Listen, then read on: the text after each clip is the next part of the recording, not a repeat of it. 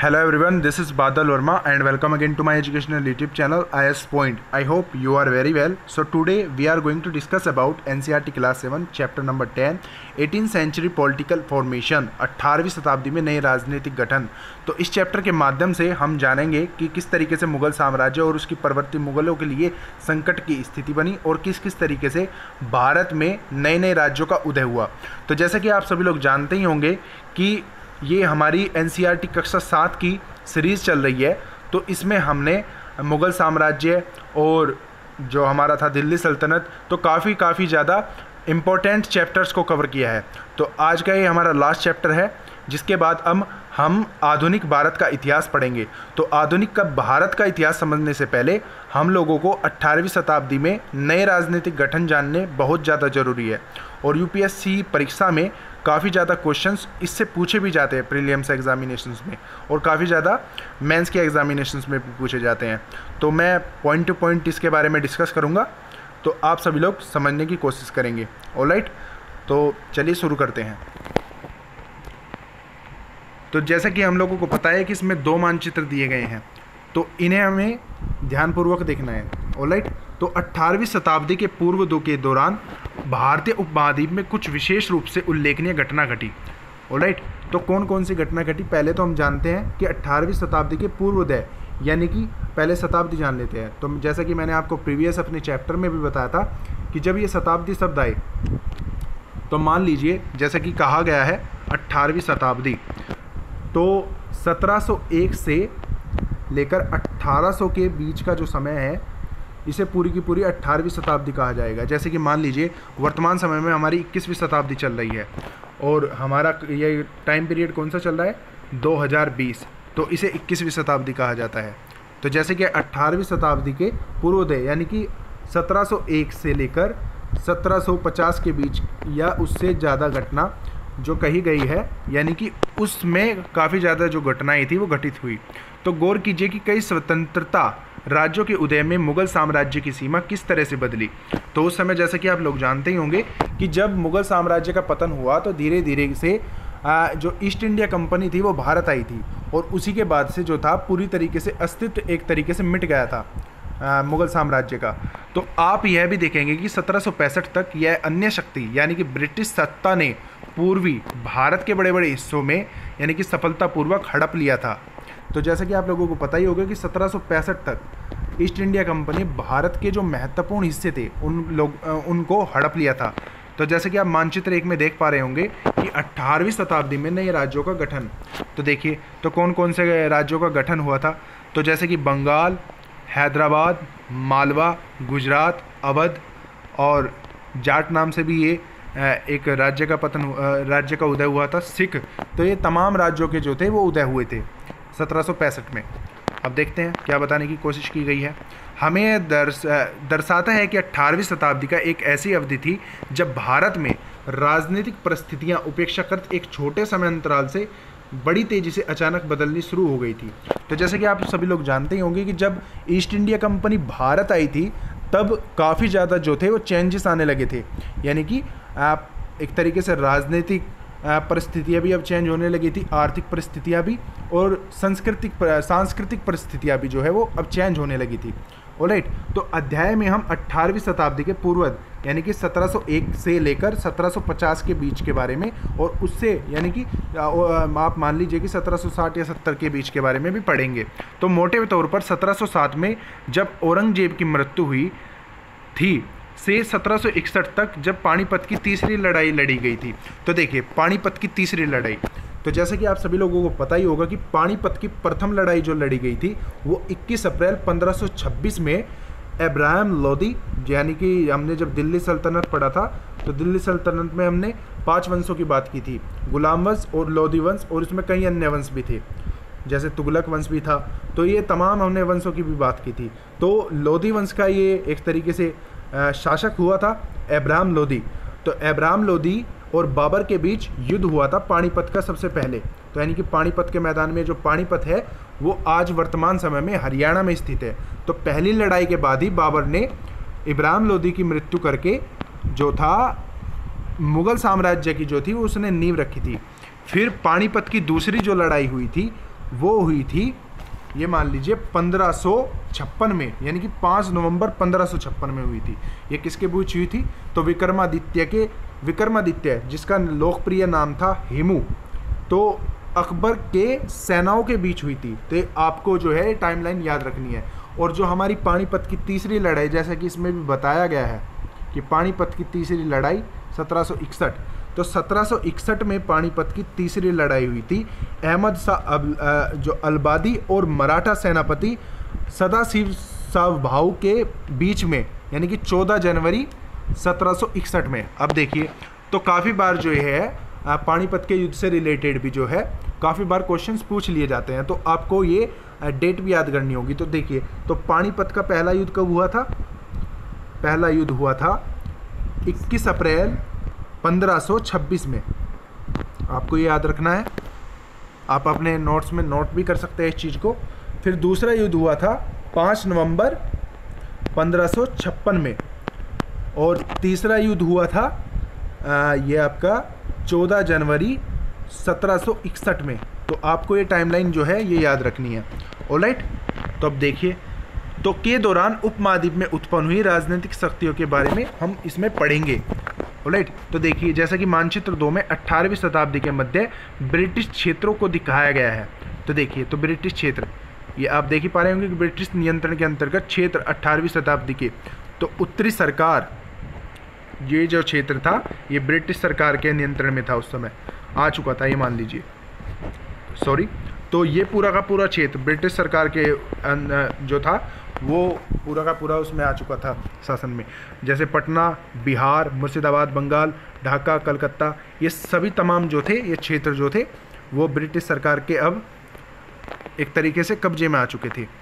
तो अब देखिए, तो मुगल साम्राज्य और परवर्ती मुगलों के लिए संकट की स्थिति। तो जैसा कि हमने अध्याय 4 में आपने देखा था कि मुगल साम्राज्य अपनी सफलता की ऊंचाइयों पर किस प्रकार पहुंचा था। तो जैसा कि हमने देखा था कि बाबर से लेकर औरंगजेब तक जो शासन रहा था तो काफ़ी ज़्यादा अच्छा रहा था, परंतु उसके बाद के जितने भी शासन हुए थे उन्होंने इतना ज़्यादा अच्छा शासन नहीं किया, जिसके कारण मुगल मुगल साम्राज्य था, यानी कि मुगल सम्राट जो थे एक तरीके से वो पतन की ओर अब जाने लगे थे।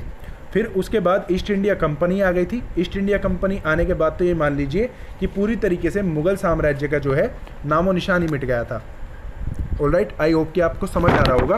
तो फिर 17वीं शताब्दी के अंतिम वर्षों में उसके सामने तरह तरह के संकट किस प्रकार खड़े होने लगे।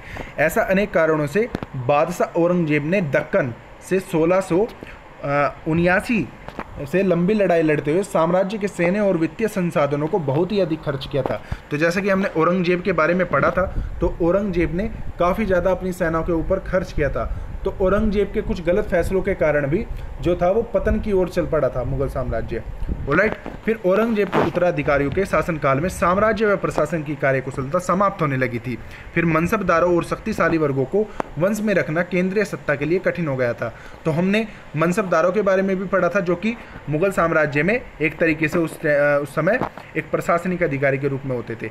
तो ये मान लीजिए कि उस समय जो थे सरकारी पदों के रूप में होते थे, सॉरी, प्रशासनिक अधिकारी के रूप में नहीं, सरकारी पदों के रूप में। तो उस समय ये हुआ करते थे। अब सूबेदार के रूप में नियुक्त अभिजात अक्सर राजस्व के सैन्य प्रशासन, दीवानी ए फौजदारी दोनों कार्यालयों पर नियंत्रण रखते थे।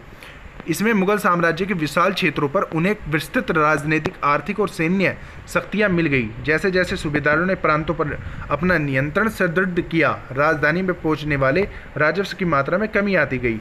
उत्तरी और पश्चिमी भारत के अनेक हिस्सों में हुए जमींदारों और किसानों के विद्रोह और कृषकों आंदोलन ने इस समस्या और भी गंभीर बना दिया। कभी कभी ये विद्रोह बढ़ते हुए करों के भार के विरुद्ध किए गए थे, और कभी कभी ये शक्तिशाली सरदारों के द्वारा अपनी स्थिति को सुदृढ़ बनाने की कोशिश थी। अतीत में भी विद्रोह समूहों में मुगल सत्ता को चुनौती दी थी, परंतु अब ऐसे समूहों ने क्षेत्र के आर्थिक संसाधनों का प्रयोग अपनी स्थिति को मजबूत करने के लिए किया, जिस तरह से धीरे धीरे राजनीतिक व आर्थिक सत्ता प्रांतीय सूबेदार, स्थानीय सरदारों व अन्य समूहों के हाथों में आ रही थी, और औरंगजेब के उत्तराधिकारी इस समय बदलाव को रोक नहीं सके थे।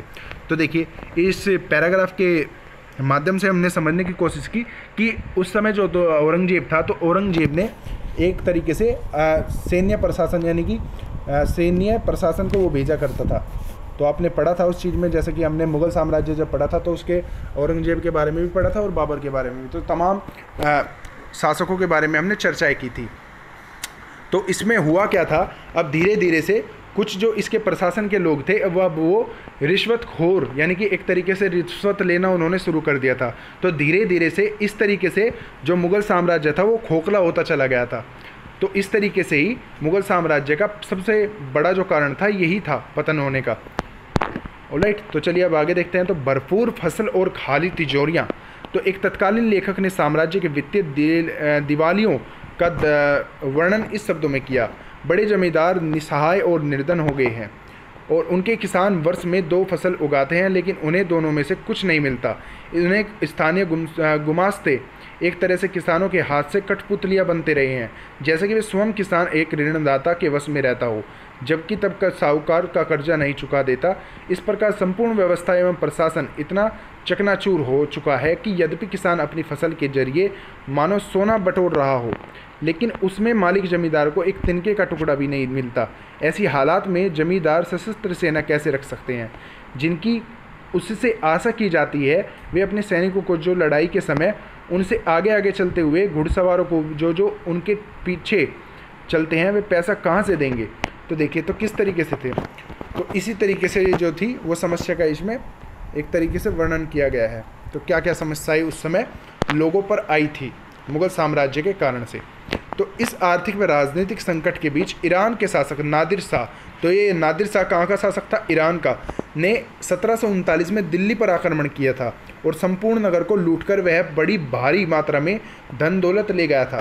तो देखिए ईरान का ये शासक था नादिर शाह, इसने कब इस पर दिल्ली पर आक्रमण किया था, 1739 में। तो काफ़ी बार एग्जाम्स में पूछ लिया जाता है कि नादिर शाह कहाँ का जो था, ये एक तरीके से कहाँ का शासक था। तो ये जो था ईरान का शासक था और इसने 1739 में कहाँ पर आक्रमण किया था, दिल्ली में। ऑलराइट, आई होप कि आपको समझ आ रहा होगा। और संपूर्ण नगर को लूटकर वह बड़ी भारी मात्रा में लेकर चला गया था दौलत को। तो नादिर शाह के आक्रमण के बाद अफगान शासक, कहाँ के शासक, अफगान शासक अहमद शाह अब्दाली के आक्रमणों का तांता लग रहा था और उसने तो 1748 से 1761 के बीच 5 बार उत्तरी भारत पर आक्रमण किया और लूटपाट मचाई। तो देखिए जिस तरह से हमने पढ़ा था कि गुलाम वंशों के बारे में, तो हमने देखा था किस तरीके से सोम मंदिर पर 17 बार आक्रमण किए गए थे। फिर धीरे धीरे से इसी तरीके से भारत को धीरे धीरे विदेशियों के द्वारा लूटा गया। फिर सबसे ज़्यादा ईस्ट इंडिया कंपनी आ गई थी उस समय, तो ईस्ट इंडिया कंपनी ने सबसे ज़्यादा भारत को लूटा था। तो इसी तरीके से भारत जो थी, भारत सोने की चिड़िया कही जाती थी उस समय, परंतु अब भारत जो थी वो एक तरीके से भारत खुद ही खोखला हो चुका था इस लूटपाट के कारण। और वो मैं आपको बता ही चुका हूँ कि एकता न होने के कारण और शिक्षा न होने के कारण ऐसा हुआ था। अब देखते हैं नादिर शाह का दिल्ली पर आक्रमण तो किस तरीके से हुआ था। तो नादिर शाह के आक्रमण के परिणाम स्वरूप दिल्ली में जो विध्वंस हुआ था उसका वर्णन समकालीन प्रेक्षकों पर ने किया था। इनमें से एक मुगल कोष ने जिस तरह धन लूटा गया था उसका वर्णन इस तरीके से किया है। तो 60 लाख रुपए और कई हज़ार सोने के सिक्के, लगभग 1 करोड़ रुपए के सोने के बर्तन, लगभग 50 करोड़ रुपए के गहने जवाहरात और अन्य चीज़ें ले गया, जिसमें से कुछ तो इतनी बेशकीमती थी कि दुनिया में उनका मुकाबला कोई कर ही नहीं सकता था, जैसे तख्ते ताउस यानी मयूर सिंहासन। तो देखिए तख्ते ताउस यानी कि मयूर सिंहासन उस समय जो था काफ़ी ज़्यादा बेशकीमती था, और कोहिनूर हीरा जिसके बारे में आई होप कि आपने सुना ही होगा, जो कि आज वर्तमान समय में ब्रिटेन में है। ऑलराइट, तो काफ़ी ज़्यादा ये कीमती चीज़ें थी जिनको मुग़लों के द्वारा और मुल्तानों के द्वारा लूट लिया गया था। ऑलराइट, तो देखिए उस समय में कितनी जो थी 60 लाख कई करोड़, तो उस समय बहुत ज़्यादा अहमियत रखते थे ये पैसे, परंतु आज के समय में तो अगर इनकी कीमत लगाई जाए तो ये मान लीजिए कि बेशकीमती है एक तरीके से। ऑलराइट, अब देखते हैं एक अन्य वृत्तांत में दिल्ली पर आक्रमण के प्रभाव का वर्णन मिलता है। जो कभी मालिक थे अब बड़ी दर्दनाक हालत में आ गए थे, जिन्हें कभी भी भरपूर आदर इज्जत दी जाती थी, अब उन्हें भी प्यास बुझने के लिए पानी भी नहीं मिलता था। अलग धड़क पड़े लोगों के उनके कानों में से खींचकर बाहर निकाल दिया गया, दौलतमंदों और भिखारियों को बना दिया गया था, और जो शौकीन लोग कभी तरह तरह के सुंदर कपड़े पहनकर पोशाकों का नया नया फैशन चलाते थे, अब नंगे घूमने लगे थे उस समय। और जिनके पास ज़मीन जायदाद की कोई कमी नहीं थी, अब वे बेघर हो गए थे। नया शहर शाहजहानाबाद अब मलबे का ढेर बन गया था। नादिर शाह ने तब शहर के पुराने मोहल्लों पर हमला बोला और वहाँ की सारी जो थी दुनिया को तबाह कर दिया। तो देखिए किस तरीके से इसने अपने आक्रमण में किस तरह से इसने पूरी लूटपाट करते हुए भी भारत को एक तरीके से और ठेस पहुंचाई थी, यानी कि आर्थिक लेवल पर। तो एक तरीके से इकोनॉमिकल सिचुएशन पर काफ़ी ज़्यादा कमज़ोर नादिर शाह ने अपने आक्रमण के द्वारा भारत को कर दिया था। तो आप देख ही पा रहे होंगे कि नादिर शाह का एक चित्र है जिसे आप देख पा रहे होंगे। तो देखिए, तो ये नादिर शाह का चित्र है। ऑलराइट, अब आगे देखते हैं। तो साम्राज्य पर सब ओर से दबाव तो पड़ता ही रहता था। अभिजातों के विभिन्न समूहों की पारस्परिक प्रतिद्वंद्विता ने उसे भी और कमज़ोर बना डाला। ये अभिजात दो गुटों में बटे हुए थे, ईरानी और तुरानी, यानी कि तुर्क के। तो काफ़ी समय तक परवर्ती मुग़ल बादशाह इनमें से एक दूसरे समूह के हाथों में कठपुतली बने रहे। बेहद अपमानजनक स्थिति तब पैदा हो गई जब दो मुग़ल बादशाह फर्रुखशियर 1713, 1719 और आलमगीर द्वितीय 1754 से लेकर 1759 की हत्या हो गई, और दो अन्य बादशाह अहमद शाह और 1748 से 1754 और शाह आलम द्वितीय को भी अपनी अभिजातों का अंधा कर दिया। तो देखिए, जैसा कि मैंने आपको बताया था कि बाबर से लेकर औरंगजेब तक जो था मुग़ल साम्राज्य का काफ़ी अच्छा शासनकाल देखने को मिलता है। परंतु जब औरंगजेब के बाद के जितने हमें शासनकाल देखने को मिलते हैं, एक तरीके से उनसे मुग़ल साम्राज्य की नींव को नहीं थामा गया। एक तरीके से उन्होंने भी उस चीज़ का पतन सबसे ज़्यादा किया, क्योंकि वो एक तरीके से शासन नहीं कर पा रहे थे। और फिर आपको पता ही है कि ईस्ट इंडिया कंपनी आ गई थी। अब चलिए आगे देखते हैं। तो नए राज्यों का उदय। तो नए राज्यों का उदय किस तरीके से हुआ? तो मुग़ल साम्राज्य की सत्ता के पतन के साथ बड़े बड़े प्रांतों के सूबेदार और बड़े जमींदारों ने उपमहाद्वीप के विभिन्न भागों में अपनी शक्ति और प्रबल बना ली। 18वीं शताब्दी के दौरान मुग़ल साम्राज्य धीरे धीरे कई स्वतंत्र क्षेत्रीय राज्यों में बिखर गया था। मोटे तौर पर 18वीं शताब्दी के राज्य को 3 परस्व्यापी समूहों में बांटा जा सकता था। अवध, बंगाल व हैदराबाद जैसे राज्य जो पहले मुग़ल प्रांत थे। हालांकि इन राज्यों के शासक अति शक्तिशाली थे पर और काफ़ी हद तक स्वतंत्र थे। उन्होंने मुग़ल बादशाह से औपचारिक तौर पर अपने संबंध नहीं तोड़े। और दूसरा ये था, ऐसे राज्य जो मुग़ल के पुराने शासनकाल में वतन जागीरों के रूप में काफ़ी स्वतंत्र थे, उन्हें कई राजपूत प्रदेश भी शामिल थे। तथा तीसरी श्रेणी में मराठा, सिखों तथा जाटों के राज्य आते हैं। ये विभिन्न आकार के थे और उनके कड़े और लंबे सशस्त्र संघर्ष के बाद मुग़लों से स्वतंत्रता छीन ली थी। तो यानी कि पूरी तरीके से ये एक समय इस तरीके का आ गया था कि मुग़लों का जो शासन था भारत से पूरी तरीके से हट चुका था। तो जैसे कि आप ये चित्र देख पा रहे होंगे, तो चित्र 2 में हमें क्या दर्शाने की कोशिश की गई है? एक अभिजात के दरबार में स्वागत करते हुए फर्रुखशियर। तो देखिए, तो स्वागत करते हुए फर्रुखशियर। ऑलराइट, अब पुराने मुग़ल प्रांतों में जिन उत्तराधिकारी राज्यों का उद्गर्भ हुआ, उनमें से 3 राज्य प्रमुख थे, अवध, बंगाल और हैदराबाद। ये तीनों ही राज्य उच्च मुग़ल अभिजातों द्वारा स्थापित किए गए थे। इन तीनों राज्यों के संस्थापक सआदत खान यानी कि अवध का जो संस्थापक था वो सआदत खान था। तो काफ़ी बार एग्ज़ाम में ये भी पूछ लिया जाता है कि अवध का जो संस्थापक था वो कौन था? सआदत खान। फिर बंगाल का भी आपसे संस्थापक पूछ सकते हैं, तो फिर वो था मुर्शिद कुली खान।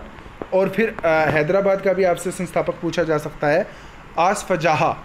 तो ऐसे व्यक्ति थे जिनका मुग़ल दरबार में ऊंचा स्थान था। मुग़ल बादशाहों को उन पर भरोसा और विश्वास था। फिर आसफ़-जहाँ और मुर्शिद कुली खान दोनों को 7-7 हज़ार जात का दर्जा मिला हुआ था, यानी कि 7-7 हज़ार जात का उस समय दर्जा मिला हुआ था, जबकि सआदत खान की जीत का दर्जा 6000 था। ऑलराइट, तो सबसे ज़्यादा ऊपर का दर्जा किन किन लोगों को मिला था उस समय? तो सआदत खान को छोड़कर मुर्शिद कुली खान और आसफ़-जहाँ को मिला था। ऑलराइट, तो इसी के साथ आज का हमारे पार्ट 1 ख़त्म होता है। आई होप कि आपको अच्छे से समझ आया होगा। अगर आपको ये पार्ट 1 अच्छा लगा है तो वीडियो को लाइक शेयर कमेंट करना न भूलें। और अगर अभी तक आपने हमारे यूट्यूब चैनल को सब्सक्राइब नहीं किया है तो यूट्यूब चैनल को सब्सक्राइब कर लीजिए, जिससे आपको वीडियो की आने वाली नोटिफिकेशन सबसे पहले टाइम पर मिल जाए। तो इसमें आप लोगों के लिए आज का ये क्वेश्चन ऑफ द डे है। तो जैसा कि आप लोग जानते हैं कि हमारा भारतीय उपमहाद्वीप एक तरीके से पहले इतने ज़्यादा विभिन्न जाति और उपजातियों में नहीं बटा था, परंतु धीरे धीरे जब मुल्तानों ने भारत पर आक्रमण किया और यहाँ से वो कई मंदिरों की कीमती जेवरात और एक तरीके से कीमती रत्न यहाँ से ले गए, और धीरे धीरे जैसा कि हमने नादिर शाह के बारे में आज पढ़ा, तो नादिर शाह ने भी काफ़ी ज़्यादा लूटपाट भारत में मचाई।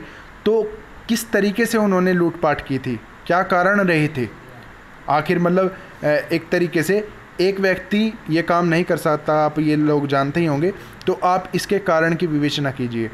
आप इस क्वेश्चन का जवाब हमारे कमेंट बॉक्स में भी दे सकते हैं। ऑलराइट, तो इसी के साथ हैव ए गुड डे। जय हिंद।